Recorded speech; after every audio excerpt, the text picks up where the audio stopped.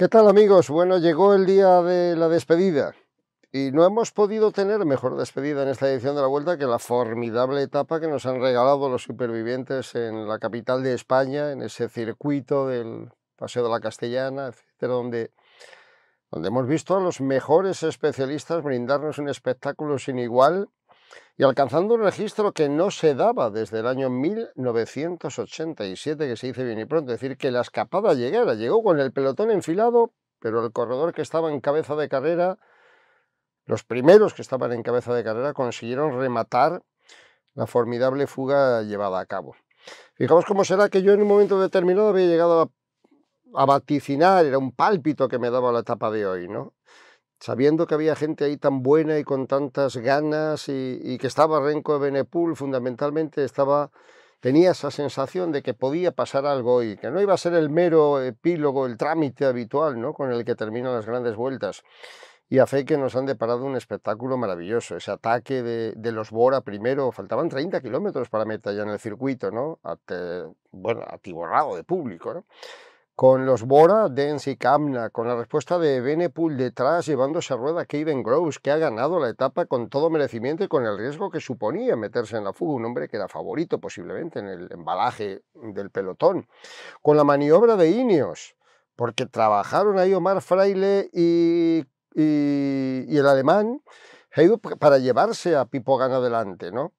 Y después se soltaron, pero hicieron un trabajo formidable para poner esa fuga de 6 que tuvo retando al pelotón hasta el último momento. Y si el pelotón consiguió prácticamente llegar a la rueda y sobrepasar a alguno de ellos fue porque como a 200 metros o a menos de 100 metros de meta se pararon ahí un poco preparando el sprint que al final se adjudicó Caden Groves.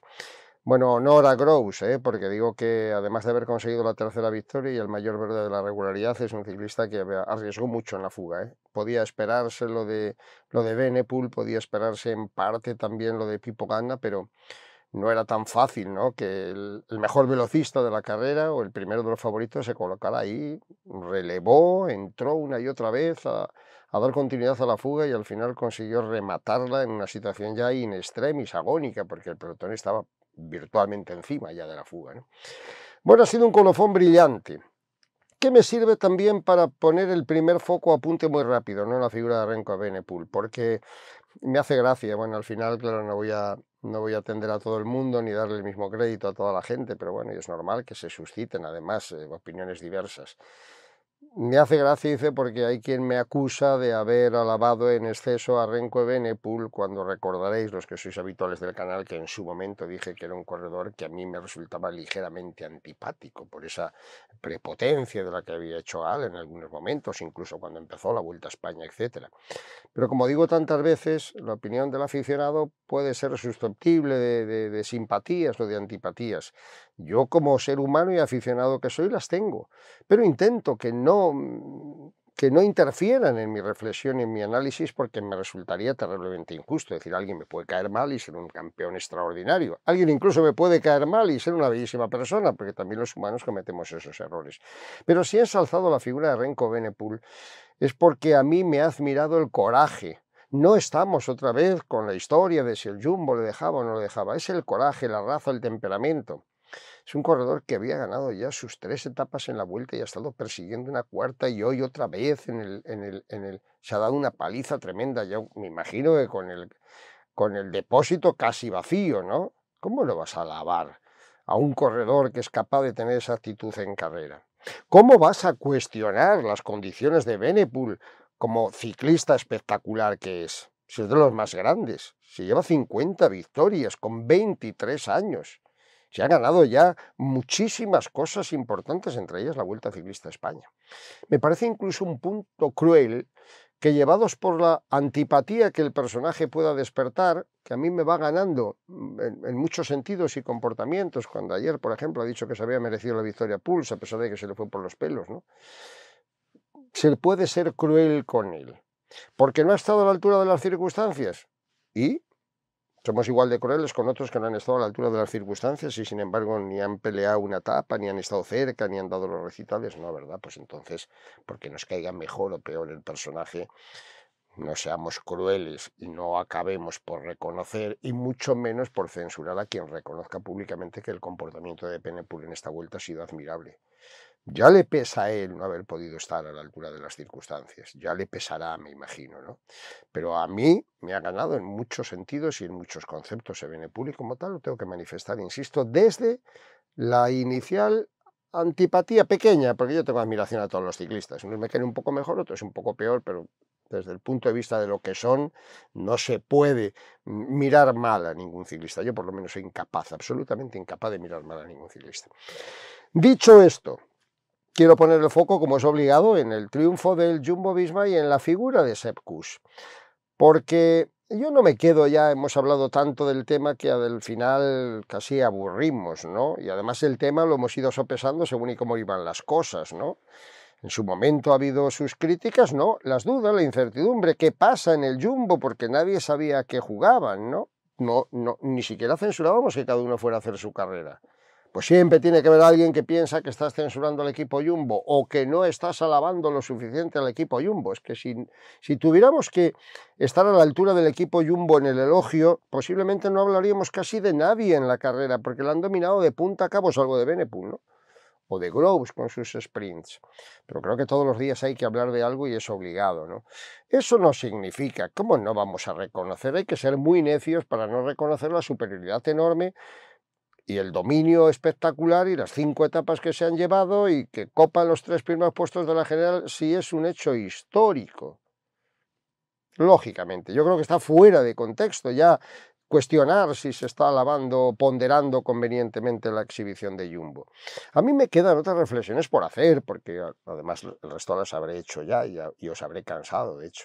Me queda la reflexión por ver dónde puede llegar Kuss, por ejemplo. Pues sería interesante, porque el chaval en su humildad, esa que también nos gana, pues se ha apresurado a decir aquello, no me importará en absoluto volver a ejercer de gregario. Y bueno, pues hasta ahora teníamos, yo creo que casi todos, ¿no?, el convencimiento de que Kuss era un magnífico corredor, un soberbio escalador, pero que le faltaba algo, el rendimiento de las cronos, la falta de responsabilidad para llevar el peso de la púrpura. Y en esta Vuelta Ciclista a España, y con 28, 29 años, ha dado un paso adelante. Ha sido capaz de aguantar esa responsabilidad. Bien que ayudado por los compañeros, sí, pero cuando los compañeros le hacían frente, también fue capaz de aguantar esa responsabilidad. Recordad aquel ataque espectacular en el Tourmalet, ¿no? Recordar cómo, aunque fuera con Landa de apoyo, aguantó el tío con un par, el maillot rojo en la etapa del Angliru. Recordad la formidable contrarreloj que soltó en Valladolid, que no la esperábamos. Entonces esos son datos a tener en cuenta, no para volver al bandado, de si merecía, de si no merecía, de si los demás, de si le han dejado ganar. Vamos a ver, si no se trata de eso, la carrera se presenta como se presenta, no se trata de hacer un análisis, ¿le han dejado ganar? Pues no le han dejado ganar, pues lo merecía más, pues lo merecía menos, allá cada uno lo que piense, que es muy libre de pensar. Nada más. Ha pasado lo que ha pasado y creo que hay que mirar más al futuro, entre otras cosas, porque lo analizado está ya y hay que analizarlo en el momento, no a toro pasado. Cada día iban pasando cosas y al final, pues en Jumbo se tomó la decisión de apoyar a Kuss y bendito sea, porque yo creo que la mayoría de la gente, no todos, que hay gente que hubiera preferido, yo en parte también, hubiera preferido una batalla más intensa y más amplia hasta el final, pero bueno, han controlado la carrera, la han condicionado, han sido los mejores con mucha diferencia, pues eso es lo que ha dejado un pozo a lo mejor ahí de falta de competencia al final. Yo decía hoy en un resumen que ha sido un tour de más sentimientos o emociones que competitividad, que competición, y lo creo. Hemos estado todo el día pendiente de qué hacían, qué no hacían, por qué se mueven, por qué no se mueven, y la carrera se quedó un poco ya anestesiada el día que fallan el Obisque, Benepul, que parecía así un poco el hombre que les podía hacer frente, ¿no? Bueno, pues al final es lo que hay, y si es lo que hay, lo dejamos, lo aparcamos, lo damos por bueno.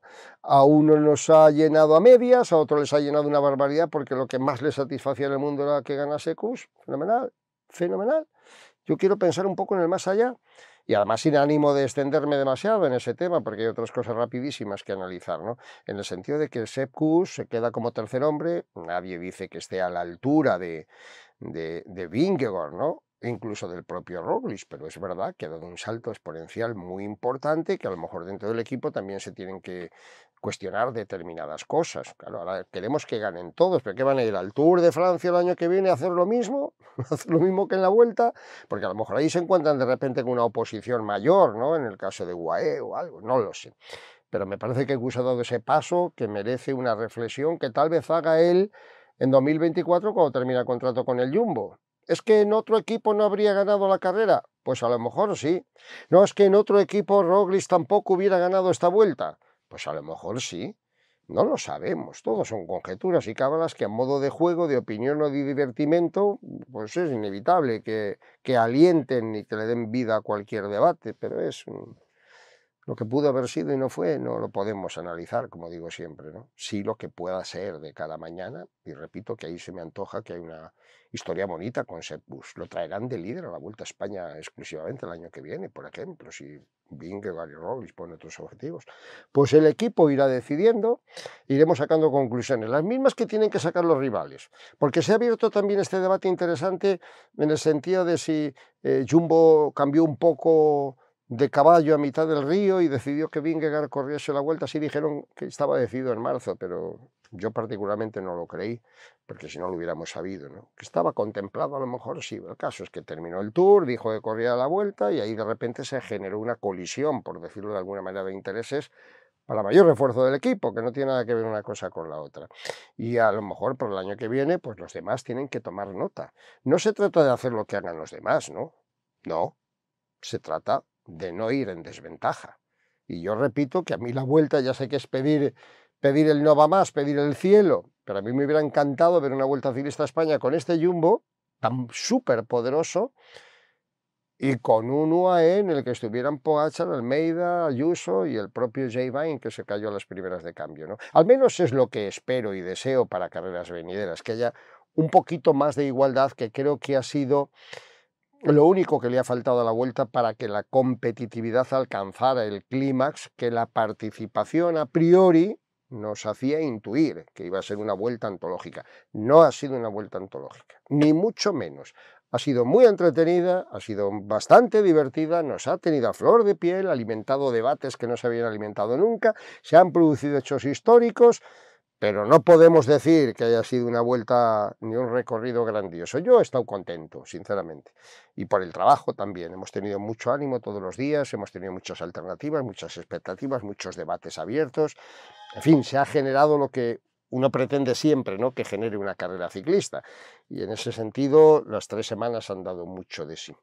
Es hora de hacer balance, además de Kuss. Me ha gustado, por cierto, el Parlamento. Alguien decía, ¿qué detalle ha tenido en hablar en castellano? Hombre, domina el castellano perfectamente. Es más, aunque no lo ha hecho en alguna entrevista. Se ha querido acordar de los tiempos que pasó, no este año solo, y en años anteriores en Colombia. Dice que es el sitio ideal para hacer la preparación e inicio de la temporada en invierno, que ha encontrado ahí una gente y un clima extraordinario y una muy buena comida, y que por lo tanto repetirá un guiño bonito. Digo que en el Parlamento final ha hablado la primera parte en inglés, bueno, es su idioma natural, ¿no? Pero él habla perfectamente el castellano porque vive en Andorra y porque su novia es catalana, etcétera, ¿no? Pero digo el guiño porque él comentaba en una entrevista reciente que, que en Estados Unidos, Norteamérica, se seguía el Tour y poco más, sobre todo después de la época de Armstrong, y que había tenido repercusión su actuación en el Tour de Francia y la etapa que ganó en el Tour de Francia, pero que el resto de las competiciones no tenían allí ese eco. Entonces, que hoy un americano, por segunda vez en la historia, después de Chris Horner, que entonces era un poco más desconocido, la verdad, tenía 40 años además, que un americano como Kuss, brillante en Europa en las carreras, etcétera, gane una gran vuelta, es posible, es muy posible que extienda un poco la imagen de la Vuelta Ciclista a España hacia Estados Unidos, y todo lo que sea amplificar el horizonte creo que viene francamente bien. Dicho esto, del resto que voy a decir, muy rápidamente, que a mí me ha gustado mucho Ayuso. No ha estado como a él le hubiera gustado, porque es un corredor con mucha ambición y con mucha confianza en sí mismo, pero lo que él considera un peor resultado que el año pasado a mí no me lo parece.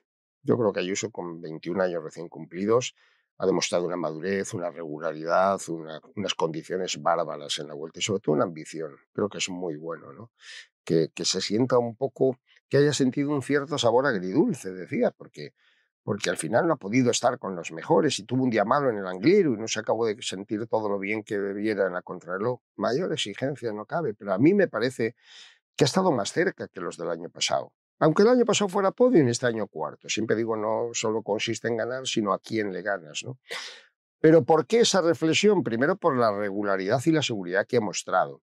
Segundo, porque ha estado más cerca. Y tercero, porque, por ejemplo, ha superado a los dos hombres que le precedieron en el podio el año pasado, a Remco Evenepoel y a Enric Mas, que no está contento por su condición, porque quiere el máximo, porque le hubiera gustado estar con los mejores en el Angliru y entonces sí hubiera redondeado una actuación soberbia, pero un día malo lo tiene cualquiera y se andaba encima con un problema de catarro o gripal, pues alguna razón podía tener que ese día no rindiera tan bien. Pero aunque no tuviera nada, es que me da igual, es que yo creo que ha dado un paso muy importante hacia adelante.